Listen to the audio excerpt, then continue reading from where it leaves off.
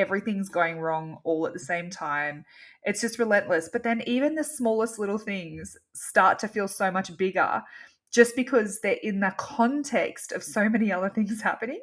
Like, I'm not normally annoyed by a squeaky chair, but because I've had so many things happening in my world, my chair started squeaking and I was like, of course the chair's squeaking.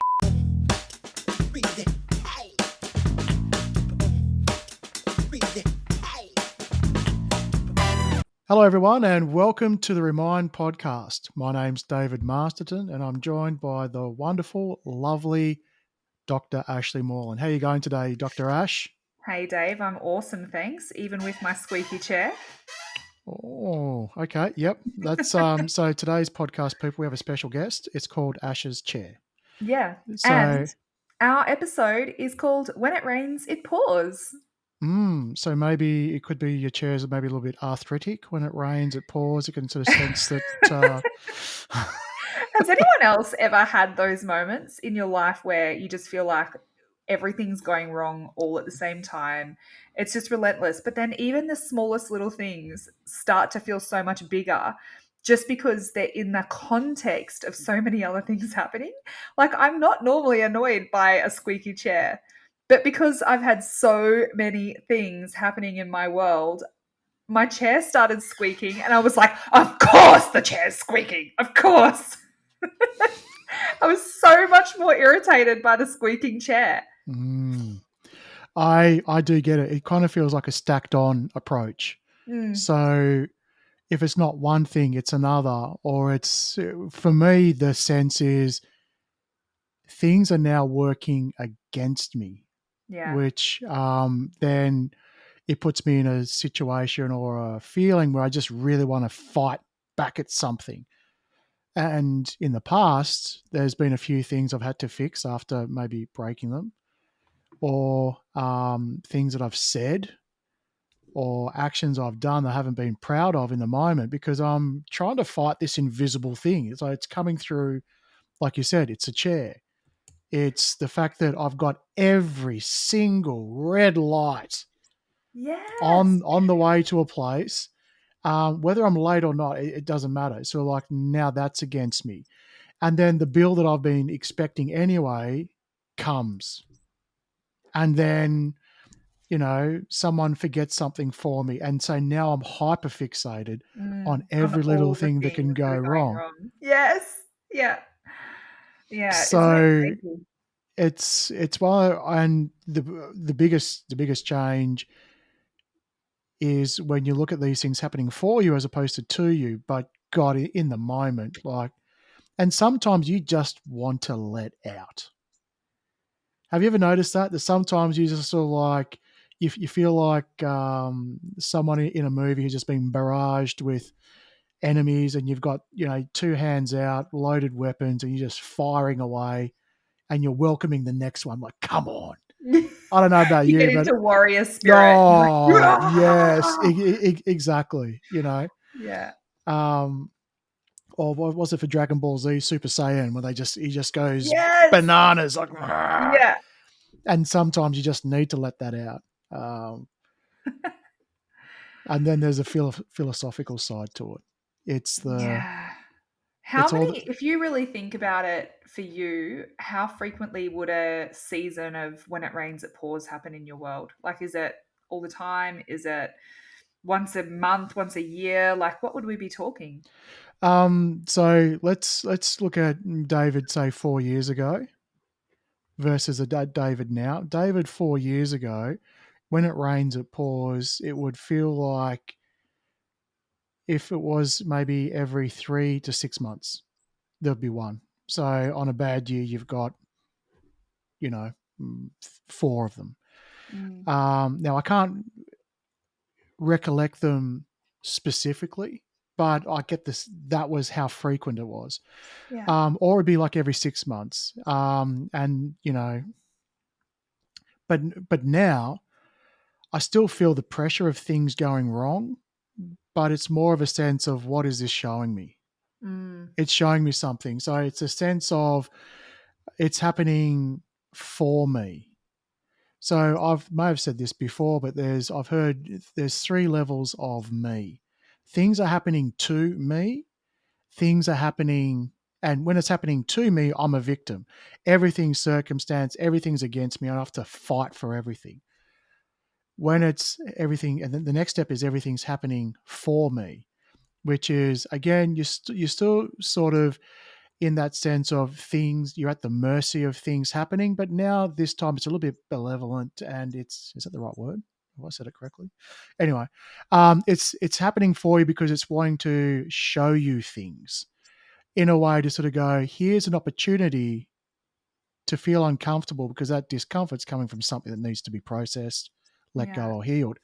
And then the third level is it's happening because of you, Mm. which is when it's happening because of you, it's it's not something or someone else doing it for you to show it for you. It is yourself, your higher spirit, whatever it is, showing you this is something that needs to be cleared and you're doing it for yourself. So for me now, I sort of flick between two and three. Three on a great day, two on a bad day, which is sort of like it's happening to me. Oh, sorry, it's happening for me, from an external, through to why would I be doing this for myself? Why would I choose to experience this? Mm. Why? What is it bringing up? So it's really hard, and you've said this in the past, to be curious and pissed off at the same time. Yeah. Yeah. So It really, I well, spend you more could, time in the curious. Doesn't in mean the I start. curiosity. Yeah. I So, think but that's really important. in the last month, I have been pissed off, and I allow myself to be sort of pissed off, but not for a long period of time. To sort Yeah. of go, I am pissed off. I'm going to stay pissed off for a while, but I need to be able to come out of it because the last Mm. time I stayed pissed off, which was probably, um, geez, let's say 3 or 4 months ago, I allowed myself to stay pissed off for so long, it almost changed my intention, which is really scary. Wow. And it took help from others to get me out. And I didn't actually realize um, at the time that I'd allowed myself to stay in this victim mindset for so long, it almost took over. Yeah. And but I didn't want to change anything. And that's where my intention changed. I knew Yeah. I was pissed off, but I was happy to be pissed off. I remember that. I think we recorded an episode around that. Yeah. Oh, Yeah. that's, yeah, yeah. So it's sort of Yeah, like we did. and that was part of a season. And for me previously, when I go, to the David 4 years ago, because if anyone's playing at home doing the maths, if I'm doing one every 6 months, people go, well, shit, David, nothing's changed. Well, it has because I'm on a very large healing process, and it's healing's not about spas and facials and all of those type of things. It's about getting in the mud and digging out those type of things. Where before I was going through these things without seeing the lessons or not Yeah. seeing them as clearly. Yeah. And isn't it funny that the more you miss, the more it just has to keep happening until you turn towards it. I'm really fixated at the moment on this concept of turning towards. Mm, We have to turn towards things, and that's where we require some curiosity to come about, because if we don't at least have some curiosity about what it is, then we don't even know to turn towards. So self-awareness is so important mm, because one and there's two things actually I'm really fixated on at the moment. One is self-awareness, and the other is this turning towards, because like I keep saying to clients, it's just been coming up again and again and again and again and again. If we don't have awareness of something when it's a 2, 3, or 4 out of 10, mm, it has to scream at an 8, 9, or 10 out of 10 in order to get our attention. And so, whether it is pain, whether it is hunger, whether it is, mm, a thirst, whether like all of those internal things, but also look at what's happening in your life. Look at the relationship that you're in. were there issues that were a 2, 3, or 4 out of 10 at the start, and now 2 years later, the issues are the same, but now they feel like an 8, 9, or 10. They're getting louder. Mm, They're screaming louder. It might be things with your children's behavior. It might be like you can apply this same concept to anything. mm. I, Until we turn towards something, it's just going to continue to get louder. agreed. And to add to that point, I found that when I would be in a season of, say, things going quote unquote, and for those on the podcast, I got the bunny ears up against me, I would always land back on a common thing, unfair thing that would just be constant in my life. So, for argument's sake, I'm getting all the red lights. There's issues. I've got the bill that I was expecting, but really didn't want. This is happening. Something breaks. The I need to. I've got an unexpected cost. Da, da, da, da, da, da. I'm dealing with all of these things, but then what triggers underneath it is a wound that has nothing to do with all of that. And for me, very personal, it's why do I have to continue to do all of this alone? Mm, So it's not a trigger directly about, and when I mean alone, it's not that I don't have great friends, it's not that I don't have amazing kids, but it's that at the moment in my season right now, I'm doing a lot of healing myself and I don't have a significant other. And so there's a lot of great things that have come out of all of that, but it still triggers that sense of, okay, it would be nice to have someone in my corner, even though I yeah, do, but I don't have someone in my corner at that level that I yeah. can sort of go back to back, shoulder to shoulder, And after a while, you start to sort of go, okay, all of this is bringing up that when everything's great, I'm happy to be alone. But when everything's bad, am I happy to be alone? Yeah. So when everything's great, I feel as though I've healed that wound. But when things are bad, it just goes to show me, mate, you think you've healed the wound, but you haven't. And I don't know. I would this say this is that, absolutely for me. Like, yeah, I would say, because I've kind of played with this concept as well. I think that a wound has layers. And so it's not that we have or haven't healed it. hmm, It's that we're being invited to the next layer or the next level of yeah, a core wound. And absolutely. so that's how I've seen it, because I've Well, yeah, experienced in the past some frustration going, hmm, "Oh, this again? Really? Come on. I thought true, we'd dealt with this." true. But actually, it's going, for me, I observe myself going deeper and deeper and deeper. And each time I go deeper, there's a deeper revelation of myself and a deeper revelation Hmm, of healing and wisdom and relationship and connection and everything that comes from that. So, can you relate to that? absolutely. But I Yeah. guess the point I was trying to get to is when you feel as though when everything's great, and you circle back to this idea or this, say, wounding you had previously, and you've put it in that bucket of done. It's in the done tray, right? And then it comes back and you go, oh, this again. It's sort of going, okay, this is coming to you to help you get closer to having this trauma put in the done tray, as Yeah. opposed to you fixed it and then you broke it again, and then you fixed it and then you broke it Yeah. again.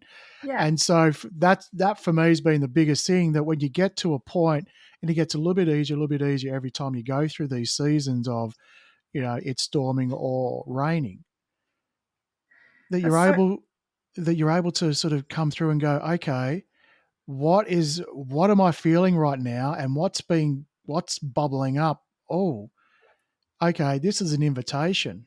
mm, And it's hard. You can be frustrated, and you can be sort of pushed to the edge, and you're going to feel that pressure. But there's a bit more observation around. Okay, this is actually for me, or this is because of me, not to me. yeah, absolutely. And there was a little bit of relevance to the turning towards thing there, because I think, I mean, if it is an invitation and we choose to see it that way, the natural follow on is, as I said, they're turning towards, because I sort of look at it and go, if this thing is piping up, like there's a form of therapy that talks about parts therapy. And if this Mm, part is piping up and it's going, oh, I'm feeling really abandoned right now. Oh, I'm feeling really lonely right now. mm, mm, Imagine that part is your little child, like your little 3-year mm, old, your little 5-year old, right? And that part goes, oh, I feel really abandoned right now. And you're there like, really? This again? Pretty gaslighty. And so this is where agreed. I've really been journeying with myself of going, Mm, oh, I feel really scared right now. And instead of turning away from it, going, oh, I thought I dealt with that. I'm now getting so much better and more consistent with turning towards that part and going, hey, what's up? I'm here. I'm with you. What's going on? mm, What do you need? What do you feel? What are you scared of? What's going on for you? And that's been such a game changer. And it doesn't matter whether it is feelings of anxiety or whether I'm teaching every client that I'm working with. We've just been really focusing on this in Rise and Thrive as well, where we're really, really practicing turning towards. And when those feelings come up, it can be so uncomfortable to turn towards those feelings, mm. which is why we got so good at turning away from them in the first place. No, that's what we were taught to do. Hey, look, Exactly. if you're feeling sad, what were you taught to do? Or especially me, it's cheer them up. With You a can lollipop. you can be there with them, but cheer them up. Tell you all Yeah. the great things that they should be grateful for, and Yeah. all of these things are very well meaning, right? This whole idea of okay, sit in the mud with them, okay, very rarely spoken about when I was growing up, and now becoming a much bigger thing. Now, the big difference and a big caveat here: if you're going to sit there and trauma bond and dig the hole deeper and add more water to the mud, then yeah, you're actually not you're not helping the problem. Mm. But being able to sort of just go, how does that make you feel? What are the things that are sort of coming up? Is there anything else? Or just sit there in silence and go, Yeah. hey, you know what? If you, right now, I just want to show you you're not alone. Or, I'm um, here. yep, I'm here. I've got you. I'm yep, here. And the thing is, don't ever say, a really common one is, you're okay. No. And the reason it's a no is because they're telling you they're not okay. mm-hmm, So when you say you're okay, you're overriding their own innate feeling of not being okay. And so it creates confusion. It creates a disconnect from their sense of self. mm, So really powerful is, as we were just saying, I'm here. mm. I've got you. I'm here. And I think you were saying before the when it rains, it pours, right? Learning to dance in the rain. Now that's a wonderfully motivational speech. If you or quote, you go on the internet and you're going to see all these lovely things about you know how uplifting it can be, and at the core of the message, it's true. But I've never yet found anyone who could be in such an emotional, chaotic scene or feeling, um, to be a point where they're dancing happily in it because Well, it's dancing with joy, like joyfully going, oh, yay, this is I've never torturous, but seen I love it. I there's two things you can't do unhappy.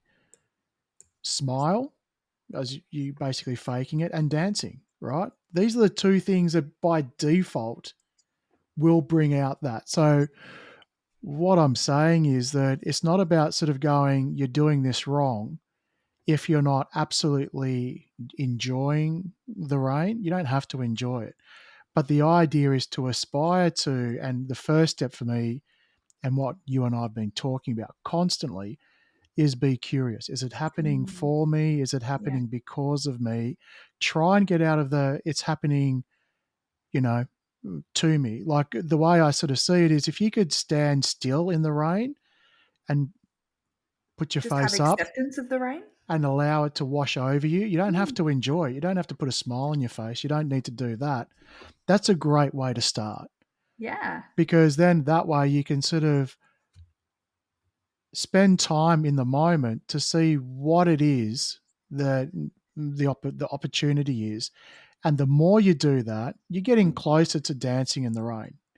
But Yeah. again, I've never seen anyone be in an issue. And like you talk about like what you've been We're going we're through. talking hypothetical here, guys. We're not talking about actually seeing people outside dancing in the rain. In case you didn't pick up what we were putting down. Oh yeah, I mean we're talking metaphorically. Like Metaphorically. So when I everything mean, is happening in the world and in your world, and it seems like everything's going wrong all at the same time or in really rapid succession, and it's all overwhelming, and you know, and you're meant to that's what we're talking about. We're not feel it's great. yeah. Well, the more time you spend aspiring to head in that direction, you take little steps going forward. Yeah. You And will. and I think if you move up the emotional tree, like overwhelm, frustration, stress, um, guilt, maybe, there might be shame, there might be anger, there might be sadness, there might be hurt. All of those things are really, like, probably pretty reasonable things to be expected in Mm, those really chaotic times. And I really like what you said about not having to love it. It's too much of a jump. But can we just go from standing there with the rain on our face? Can we be in the presence of it mm, without the emotion behind it? So, can we just be in a neutral state of acceptance of, okay, all this is happening and it is a lot and it's really hard? mm, End of story without adding all the other stuff. If we can reach that point of just being in it and being mm. present in it and reaching a point of acceptance, that is going from here to here. It's like a couple of rungs up the board. Yeah, Whereas if we had to go from here all the way up to here, like right up to love, I love this chaos. I love all the stuff that's crumbling around me. It's probably too much of a jump for your nervous system. and you'd give up right at the start, and then you'd just go into the fight mode. You know. Oh, yeah, and I think that's another thing. I'm glad I raised the nervous system. I think it's really important that people understand. I have a lot of clients say this to me quite often. They'll go, "Oh my gosh, I feel like I'm going backwards because I had this massive meltdown and I Mm. had this happen and that happen." And I'm like, "So tell me again why you feel like you're going backwards." And they go, "Oh, because I felt these big emotions and I had this big meltdown." And I said, "But why does that have to mean you're going backwards?"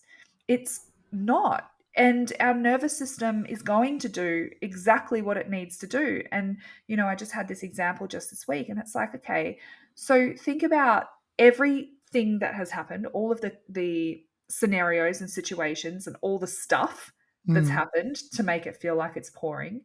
How would the version of you from 3 years ago have handled that?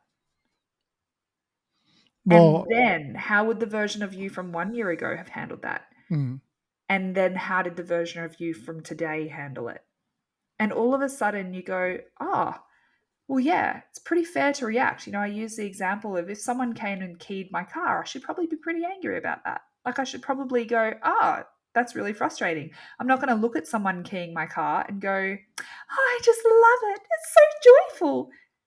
There's a exactly. mismatch. Yes, And absolutely. so it's not about that extent. It's about Mm, going, okay, well, maybe 2 years ago, if someone keyed my car, I would knock their lights out. mhm. And maybe now, instead of wanting to punch them, I might see them, feel frustrated, but that frustration drives a healthy response of confrontation. Yeah, I mean, you're allowed to stand up for yourself, for sure. Absolutely. So I think that for me has been a massive learning curve in being able to go, no, every emotion is okay. Mm, Every emotion is normal. Every emotion, including anxiety, is natural and normal and healthy. But, and there's a big but, it is not natural, normal, and healthy to be stuck in that emotion the majority of the time. And the yeah, sensation of anxiety, for instance, is literally the nervous system just trying to keep you alive. It's gone into a survival response because the circumstances around you are so chaotic that you literally do just need to survive. mm. Mm. I love one of the questions that I asked at the start of this was how often would this happen for you? And I think as well, I agree with you. For me, in my journey, it's definitely become less frequent. Mhm. But I like that because I remember feeling, especially in my earlier life, like especially around breakups, relationship breakups, they were always so suffocating for me, and I really struggled to navigate it. Mm. And after I had experienced a few, it was helpful for me to reflect on when else have I felt like this? When else have I experienced this moment of it feels like everything is happening at once? I'm not going to cope and the whole world's going to cave in.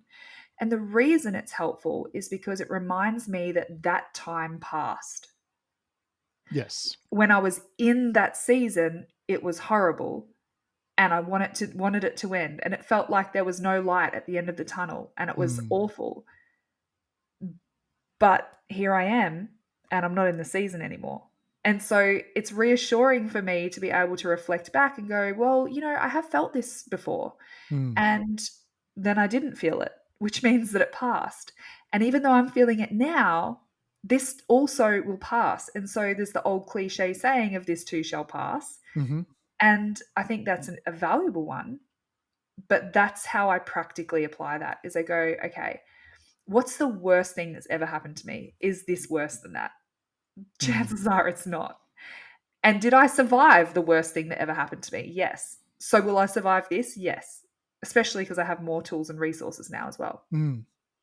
So that's a really valuable for one for me. How do you navigate that? Like what if you had advice or wisdom for someone going through a challenging season right now, what would you want them to know? Well, there's like you said, whether you do it the right way or the quote unquote the wrong way, you will get through it. So whether it's going to be through suppression or whether it's going to be through healing, you're going to find a way out of it. So it is going to be temporary. And the the judgment side, like whatever you're feeling, you don't need to, where you can, add to it. So in my experience, it would be, especially as I started healing, it was, well, I should be better than this. And like as you sort of said, the client said that, well, I thought I was doing really well until I lost my shit. Well, Yeah. that's okay, because there's this judgment when you start getting on the healing path that it's sort of like, I know I'm healed when I'm When I know that I'll controlled. never be healed. Yeah, well, it's just like I'm controlled. I won't lash out. I'm not chaotic, and I can handle anything that comes my way. And this is really important for me to go through, because I sort of thought being healed was almost, but to the point of being numb, Yeah. because nothing can mess with me. Would you So, would you say that underneath the word healed is being at peace with whatever is happening, even if whatever is happening is seemingly bad? mhm, absolutely. I also think to get to that level of healed would be for a, well, let's just put it this way: to be unhealed is to be human. To be completely Yeah. healed is not to be human. Or Oh, there yeah, might or there absolutely. might be people that get to that level of, let's just say, you call it ascension, enlightenment, whatever it is. You're always going to feel that. So when we put that judgment that we're doing a good job on the healing journey when nothing affects us, well, that just you're ceasing to be human. Yeah. So you It's can't something be. I've been really conscious of. It's almost like, I think I might have spoken about this before. Work couples therapists or something, and then they can be amazing at their job. They can be absolutely awesome, support people to heal their relationships, get healthier communication, all the Mhm, stuff. But then when they have a fight with their partner, they feel like an imposter, right? And sometimes it took me a really long time to shake off that almost unfair expectation that others would have of me, that mhm, because of the work that I do, that I don't struggle or I don't lose my crap or I don't um I am not imperfect. And I think that is A, unfair, and B, like you said, we're human and humans are by nature imperfect. And the people who see the most of this for me are obviously my family, my Mm. immediate family, because they're part of the ups and downs in a really Yep. big way in my daily life, but also my team in my business. Mm. It's like we go through some chaotic stuff, and even as a leader, sometimes I will absolutely crack it and have a vent, and then we'll go, right, thank you for giving me that safe space. And that's one of our company values, Mhm. is authentic expression of self. Mm. But then it's about going, okay, what do we do now? Let's go to the Mm. solution now. And I think that learning from the challenges, seeing these hard times as opportunities for growth, reflecting on all the situations, even if they're chaotic and even if they're stressful, and gaining from that insight into how we can be better people as a result of it, or how a process or a system can improve, or changes that need to be made in whatever way. And so we call that the response. How do we respond? If there's been a reaction, how do we respond? And that's been a really powerful thing. So I would say the only other thing that is encompassed within that for me personally is seeking support. Like, Mm. being able to, last night I sent a message to two of my closest friends, and I said, guys, I'm a mess. Do you have capacity to hold me right now? Mm. And I just needed to be heard. I needed to my friends to know what I was experiencing, not to bring them into the pity party with me, but to hold me in love while I was there. Mm. And I think it's really important to ask permission, because sometimes you might be having your own chaos in your life. And here I am going, okay, it's 9 or 10 p.m. on whatever night. I'm going to just unload on Dave right before he goes to bed. Make sure he can't sleep tonight either.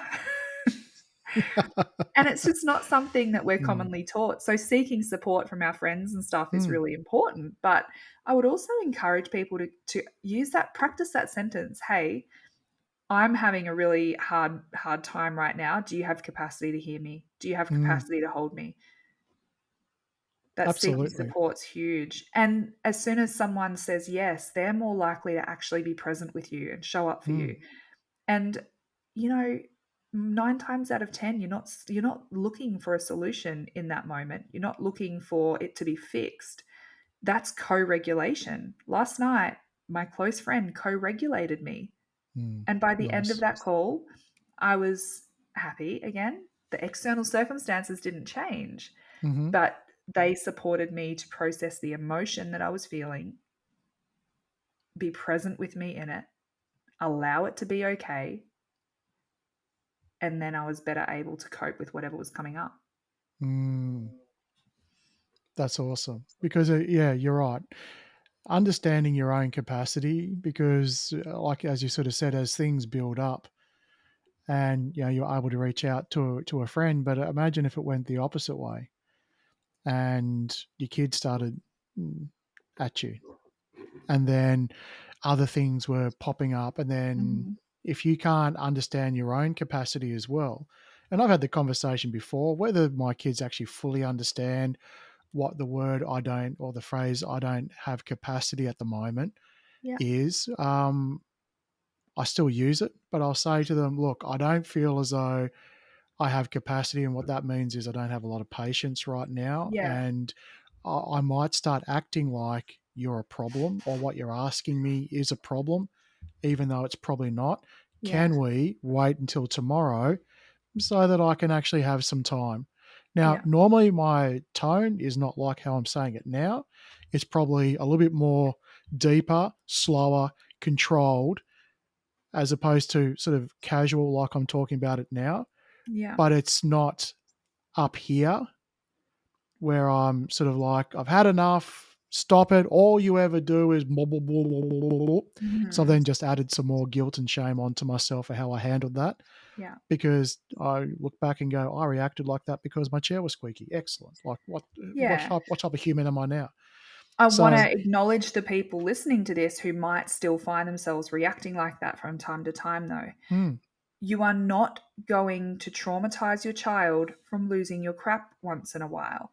hmm If life bubbles over and you find yourself in a blubbering, screaming mess, your children are going to be okay. You're not damaging them for life.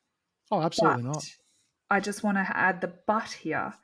Your children are going to be confused. There's going to be a rupture in the connection there. And hmm so, the most important thing following that moment of blowing up, of explosion, of big bubbling mess is repair. And hmm repair sounds like, I'm so sorry. Are you okay? I want you to know that that was my big feelings and it wasn't your fault. mm, You didn't deserve to be spoken to that way. yeah, absolutely, Giving them absolutely. certainty that it wasn't about them, that it's not their fault. And does it make the behavior okay? No. I would 100% of the time like to not be an explosive, blubbering mess. Absolutely. That's the ideal. But again, human. Now, am I an explosive, blubbery mess every single day? No. That would be a really big problem. Mm, But if you are sitting there and you're feeling guilt or shame come up because you had your chair squeaked and you cracked it, mm, it's the repair. Every single bit of childhood trauma research shows this. It's the repair to a rupture, not the rupture, that's important. itself. Yeah, and I've had it before where I haven't been proud of how I've handled things. And, the kids might have been pushing my buttons, they may not have been. It could have been reasonable. Well, actually, any time it's not reasonable. But you start to learn, because any good parent will feel about doing that. And there would normally be some kind of discussion, whether it be at the start, well, if you as a child stop triggering me, I won't have to do that. Yeah. Right. And And by the then, way, no one's getting to episode 35 of our podcast who yeah, doesn't feel bad. yeah. But then from They're not there, hanging out here. it goes to the next phase, which will be, I'm really sorry I did that. I shouldn't have. That was my fault. Um, and, but I reacted to maybe you doing this. I think that's quite okay. And you keep on working up to a point where you start to go, okay, they say something and you feel your body going into, I've got no capacity. I'm on the verge, or I am dysregulated or unregulated. And you say the words, which is basically preempting, well, right now I don't have capacity. I can't do it. Can we find another time? Because you're not going to get the best out of me. And, sort of circle back to it. But yes, absolutely. I've been through all of those. Mm, And the kids just need to sort of understand that it's actually okay to be that way, not constantly. Like, that yeah. you can't get to a point where you're modeling to a child. You have to be composed 100% of the time, or you're Yes. a bad adult. No, I'm sorry, 100%. it I never works agree. that way. Yeah, And never works that way. also, the flip side of that is you don't get to take no responsibility for your emotional reactions and think that as long as you apologize and, you know, say the right things 50 times a day, that that's your job done. That's not the case. There Yeah, has like it would be like someone, imagine in a relationship and someone cheating on you, but then apologizing, but then continuing to cheat on you without making any attempt to change their behavior. That would never be acceptable. It's absolutely ridiculous. And or so yeah, by or the same it's token, it's mm, acceptable for it to happen. Like we can accept it mm, and we can repair it, and it has to come with actual action afterwards to prevent that from being a common thing. And so it is going to be trauma if Mm. we do it, say sorry. Keep doing it, say sorry. Keep doing it, say sorry. Because just like you were saying, what are we modeling? If we It's just a model, pattern. Yeah. I can do whatever I want as long as I say sorry. I can keep Um, doing it. I can keep hurting you. I can keep treating you like crap. I can yeah. keep, you know, I don't need to have a shower if I carry around air freshener with me. You like, yeah, it's sort of like, don't worry, guys. Here, tss, yeah, I yeah. could be as smelly as I like. So, So it does have to come. We can be remorseful and we can be sorry, but that sorry does have to come packed with action and packed with a response. And when I say reaction is the thing that we're sorry for, response is what we do as a product of that reaction. So we're going, well, okay, yeah, how am I going to respond to this in the future? I'm going to go and, do Rise and Thrive yeah. to Well, support I our think, emotional intelligence. nice plug, by the way. Yeah. Um, I think what you're trying to get to is the sorry is the apology. The sorry is not the fix. Yeah. So the sorry by itself being the fix is completely inadequate. Yeah. What it is to sort of say the sorry is the apology. An apology And is self-responsibility. It's a yes, willingness to acknowledge it. and to sort of go, okay, even if part of the fix is being a bit more observant next time, it doesn't need to be, what's the first thing I actually have to knee jerk do? Okay, I'll do whatever. I'm trying to sort of think to sort of go, all right, to fix it, I'll buy you a toy. It's fixed. Now it's fixed, right? When we're talking about a kid, or I'll take you to Disneyland, or I'll do something like that. Yes, Yeah. that's part of the apology, but that's not the fix. It's how did you get to that point, and that self responsibility, being observant, being curious. This happened for me. This is happening because of me, not happening to me. That's where I think is what you're trying to say. Because otherwise, the sorry being the fix, it's going to just keep on repeating. Yeah. And have maybe people have experienced this where someone has apologized for something but then keep doing it and you go, "You're sorry." There's no weight in your words. It just means No, nothing. it's now a pattern. It's like Yeah. I don't believe you, and you're actually not that sorry. Has to Or be followed up by or action for and change. or for a child, they'll be seeing it as well. As long as I say sorry, I can get away with it. Yes, exactly. That's the point that I was making. And So, then watch the parents that do that to their kids get really upset when their kids do it back to them. yes, because they hold up a mirror, don't they? Mad trigger. That's hilarious. If we were to be wrapping this up, what would be your final umbrella, overarching take home message of support, camaraderie, Hmm.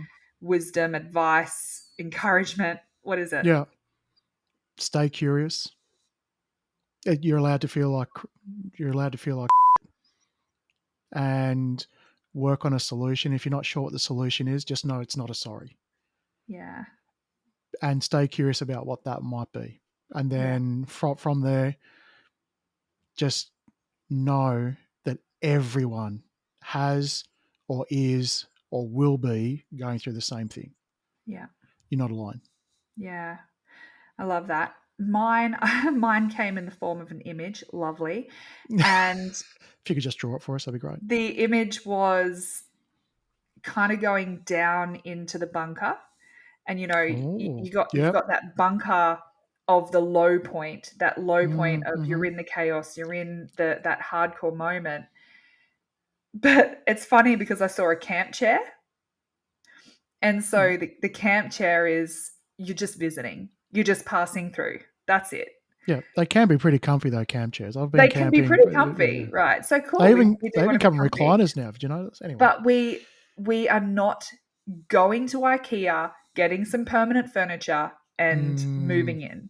yeah, All right. yeah. So for me in this season, because the reason we're doing this whole episode is because I'm in one of these seasons, it feels like at the moment. It's a squeaky chair. Yeah. It, um, no, it's literally raining outside. No, it's Yeah. not. Right. Right. Right. But so my point is, it's okay to visit. It's okay Mm, to visit that space, but don't go and move in there. yeah. So even if you feel a moment of anxiety, be present with that anxiety. Set up a camp chair and just sit next to it, observe it, be with it, be present with it, but don't move in.